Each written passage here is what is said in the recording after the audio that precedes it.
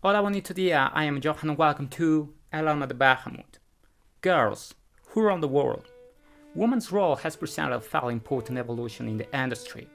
When I was a little kid, I remember women with spectacular bodies, wide hips, large breasts, and few clothes. Very few, which is no longer common to see in modern games. I've been playing since the early 90s, and I can say that in that moment, women were tremendously sexualized. Even Nintendo, a company well known by its familial approach, did it in the beginning with Samus Aran. The first female character I remember is Chun-Li, a woman who had no shame in showing the whole legs, something that was clearly done to draw the attention of a larger audience. And in fact, all the fighting games which were extremely popular by the time did it as well. King of Fighters, Mortal Kombat, name the one you want. But we must consider that it was an industry with an utterly male audience. Nowadays it's very common to see girls, some of them quite feminine and very cute by the way, playing games that we could consider hardcore. But decades ago it was really weird for a woman to be interested in video games, and if she did, it was for a few and very specific ones. Most games of those generations had a lot of testosterone. Well, most current games still have it, for example the Call of Duty franchise, which is played by hundreds of thousands of women. But there are girls who were born in a different era and under a more open mind. Daughters of gamers or women who at the time were kids with gamer brothers, so for them gaming turned out to be something as natural as cinema or television. Well, I would dare to say that before 2010, video games was something considered exclusively for kids. Male kids, even teenage gamers or young adults were stigmatized. Telling a girl you like video games was suicide, because she immediately would think poorly of you as an immature and childish guy. Thank the gods that's not the case anymore. The inclusion of women into the industry greatly helped changing the perception of it. But a change was required from both sides, from the industry and the woman herself, for this to happen. Main female characters was a first step. We know Lara Croft is responsible for getting many women into gaming. Nevertheless, Tomb Raider was intended for a male audience in the beginning. It's easy to realize by the pronounced curves of that Lara. With the reboot of the franchise, Lara received a new design far away from that voluptuous woman. Square Enix left the sex symbol behind and delivered us a woman.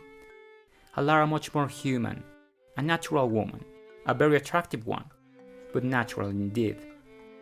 And without losing her essence as a strong, fearless and independent woman. The same can be said about Jill Valentine, another one I love. Truth is, her Resident 3 Nemesis outfit is one of the most iconic in the industry. However, modernizing and adapting it to current thinking was one of the best decisions Capcom could have made. Besides, despite how much I love that outfit, it was ridiculous. Who the hell go out and fight the zombie apocalypse in top and skirt? A sexist decision without a doubt. I am a big fan of female characters. I find them more interesting and obviously more beautiful than male ones. That's why I usually play as a woman. And when someone asks me why I do it, I simply say, hey, if I can choose between watching Ryu's arms and Kami's legs, or between Nathan Drake's back and Lara Croft's butt, for me the choice is quite obvious. Of course I like to see attractive women on screen, but they don't need big tits nor short skirts to be. That's so a macho idea, and although I'm not a feminist, I am against machismo. And that's why I fully support the new female image in the industry. I find it plausible that women today wear dignified outfits, have natural bodies, athletic of course, because they are action characters. That beauty standard has been modified. Now it's very common to see women who are not precisely beautiful, even others who are not feminine at all. Unfortunately, most of them are still white. At least they are not blonde anymore, now they are redheads. Big difference, right? But one step at a time. The important is that we are on the right path.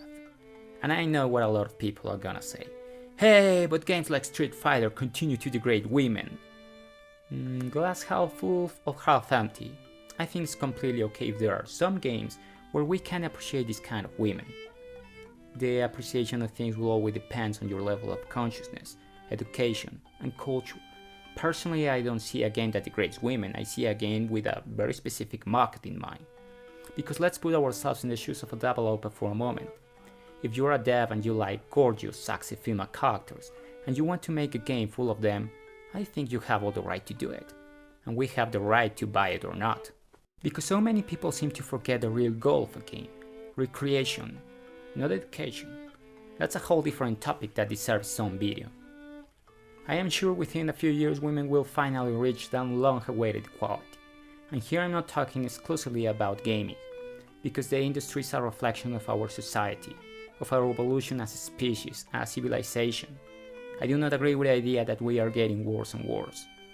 Woman, if you're watching this, I invite you to analyze all the liberties that you have, and you will realize that they are better than those your mother had, and much more better than those of your grandma. I know they are not the same as men's, but we are almost there. Thank you very much for your time, and please let's not change Street Fighter. I love watching camisas. I love it. See ya!